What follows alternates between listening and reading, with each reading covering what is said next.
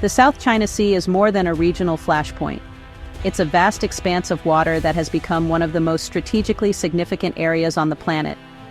Every day, thousands of cargo ships navigate these waters, carrying goods that fuel the global economy. Nearly a third of all maritime trade passes through here, making it a vital artery for commerce and prosperity worldwide. Ancient trade routes, once plied by spice traders and explorers, now intersect with modern geopolitical ambitions. The South China Sea has become a stage for high-stakes confrontation, where history and the future collide. The stakes are enormous. A single misstep could disrupt global supply chains, causing shortages and economic turmoil far beyond Asia. The ripple effects would be felt in markets and households around the world, underscoring just how interconnected we all are. At the heart of the tension is a clash between international maritime law, as defined by the United Nations Convention on the Law of the Sea, and China's sweeping historical claims that stretch across nearly the entire sea. China's assertiveness is challenging the post-war global order, testing the resolve of its neighbors and the international community. Smaller nations like the Philippines are pushing back, refusing to be sidelined as their sovereignty and livelihoods are threatened. For countries bordering these waters, the dispute is about more than lines on a map. It's about access to rich fishing grounds, untapped energy reserves, and the right to determine their own future. Security, economic survival, and national identity are all at stake. The United States, as a treaty ally of the Philippines, is increasingly involved, conducting joint military exercises and reaffirming its commitment to a free and open Indo-Pacific. Its presence adds another layer of complexity to an already volatile situation. As of February 2026, the risk of direct confrontation is higher than ever. The world's attention is fixed on this region, as military standoffs and diplomatic tensions escalate, raising fears of a conflict that could draw in major powers. What happens here will shape the geopolitical landscape of the 21st century, influencing the balance of power, the rules of international conduct, and the future of peace and stability across the globe. The roots of today's crisis lie in China's controversial 9-line, a sweeping boundary that has become a flashpoint in one of the world's most contested maritime regions.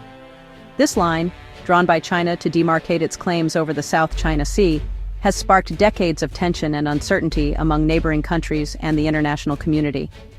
The 9-line was first formally submitted to the United Nations in 2009, when China presented its map to assert its historical rights over vast stretches of the sea. This move marked a turning point, bringing the dispute onto the global stage and prompting immediate concern from other claimant states. China's claim covers nearly the entire South China Sea, an area rich in natural resources and vital shipping lanes.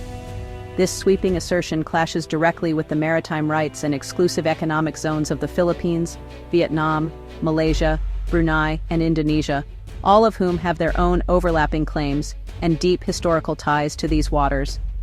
In 2023, China escalated the dispute by unveiling a new 10-line, which now also includes Taiwan within its ambit. This updated map not only reinforced China's expansive claims, but also signaled a more assertive stance in the region, raising fresh alarms among its neighbors and the wider world. This was more than a simple map update. It was a bold political statement, openly disregarding the United Nations Convention on the Law of the Sea, or UNCLOS, which sets out the legal framework for maritime boundaries and rights. China's actions have been widely criticized as undermining international law and the rules-based order. In 2016, the Permanent Court of Arbitration in The Hague delivered a landmark ruling, siding with the Philippines and declaring China's expansive claims to have no legal basis under international law. The tribunal's decision was hailed as a victory for smaller nations and for the principle of peaceful dispute resolution. Yet, China rejected the ruling outright and has continued its activities in disputed waters, building artificial islands, deploying Coast Guard vessels, and confronting other nations' ships. These actions have defied the rules-based order and heightened the risk of conflict in the region. Beijing insists its claims are rooted in centuries of history and sovereignty, promoting this narrative vigorously at home through state media and official statements. The government frames its actions as the defense of national dignity and territorial integrity, rallying public support for its stance. For its Southeast Asian neighbors, however, China's new map and continued assertiveness are seen as a provocative escalation, one that threatens their own sovereignty, security, and economic interests. Protests, diplomatic pushback, and calls for international support have become common responses. Around the world, the dispute is viewed as a direct challenge to international norms and the stability of the Indo-Pacific. Global leaders and analysts warn that the outcome will have far-reaching consequences for the future of maritime law and regional security. Today, the South China Sea dispute stands as a critical test. Will the region's future be shaped by the rule of law or by the assertion of power? The answer will define not just the fate of these contested waters, but the broader order in Asia for years to come. In response to China's expanded claims in the South China Sea, the Philippines has drawn its own lines, literally and figuratively, on the map and on the world stage. This bold step is a direct answer to Beijing's sweeping assertions, which have alarmed not only Filipinos, but also the international community.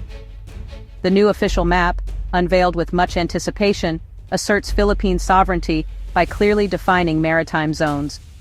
These boundaries are grounded in international law, specifically referencing the 2016 tribunal ruling that invalidated China's expansive claims. By anchoring its position in legal precedent, the Philippines is sending a message that its actions are not arbitrary, but rooted in global norms. This act is more than symbolic. It's a legal and political shield against China's ambitions. It empowers officials and legal experts to defend the country's interests in international forums and provides a concrete basis for diplomatic engagement. Manila's move marks a shift from past caution to assertive diplomacy, signaling to both allies and rivals that it will defend its territory with every tool available, be it legal, diplomatic, or military. The map provides much-needed clarity for the Coast Guard and Navy, guiding their patrols and operations. It also supports Filipino fishermen, who have long faced harassment and intimidation in waters that are rightfully theirs, giving them renewed confidence to pursue their livelihoods. Beyond security, the map underpins the country's right to grant energy exploration contracts within its exclusive economic zone. This is crucial for economic development, as the Philippines seeks to tap into offshore resources and attract investment, ensuring that its natural wealth benefits its people. The timing of this move is strategic, leveraging global condemnation of China's controversial map to rally international support. By acting now, Manila amplifies its voice on the world stage and draws attention to its cause. The Philippines is uniting its people and international partners around a clear stand for sovereignty, fostering a sense of national pride and solidarity. This unity is vital in facing external pressures and asserting its rights. This is a multi-pronged strategy, using law, diplomacy, and economic policy to resist encroachment. Each front reinforces the other, creating a comprehensive approach to safeguarding national interests. The map is both a symbol and a practical tool in a high-stakes contest, guiding policy, operations, and public understanding. It embodies the nation's resolve to stand firm. Manila's message is clear: despite the odds, it will not be cowed. The Philippines is determined to defend its sovereignty, whatever the challenge. China's 10-line map triggered immediate regional backlash. The Philippines led the protests, citing the 2016 arbitral award to reject Beijing's claims. Malaysia followed, filing a formal protest and hardening its stance despite deep economic ties with China. The map's encroachment on Malaysia's maritime zones forced a more assertive response. Taiwan's government also condemned the map, rejecting Beijing's claim over the island. India protested China's inclusion of Arunachal Pradesh and Aksai Chin, reigniting border tensions. This wave of protests from Southeast Asia and beyond signals a growing consensus against China's unilateral actions. China's call for objectivity has fallen flat amid coordinated resistance. Instead of solidifying its claims, Beijing has united its neighbors in opposition. The diplomatic front is now more vocal and united than ever. The map has backfired, strengthening regional resolve. The South China Sea is a lifeline for global trade. Over $3 trillion in goods pass through annually. Any disruption here would cripple supply chains and economies worldwide.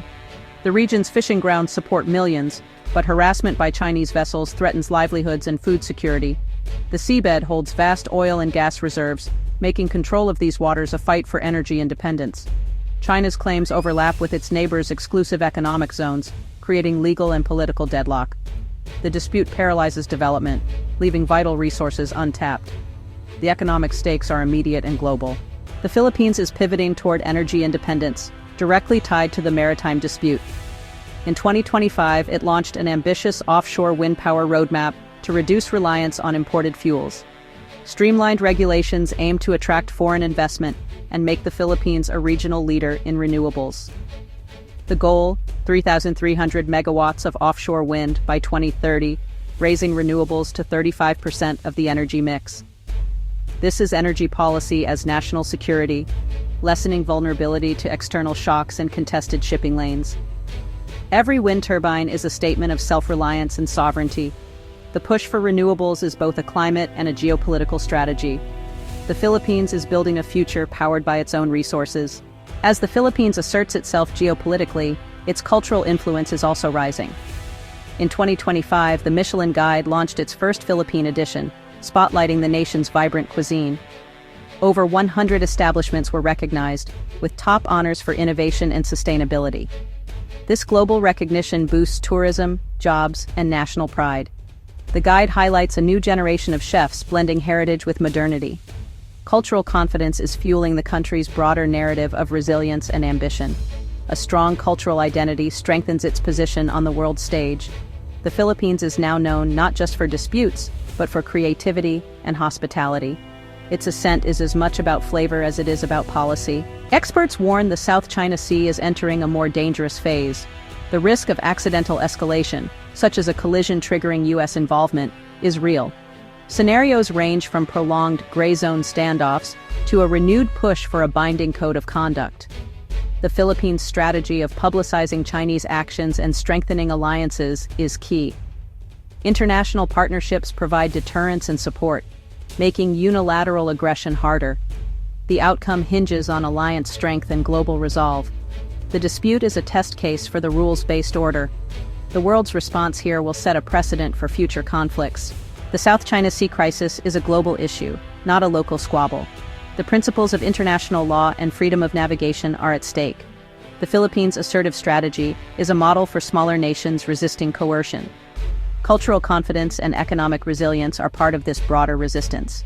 With trillions in trade at risk, any conflict would have devastating global effects. The region's militarization keeps the world on edge. The Indo-Pacific stability is tied to global peace and prosperity. The world must stay engaged, defend international law, and strengthen alliances. What happens here will shape the future of global order. The time for passive observation is over. Active engagement is essential.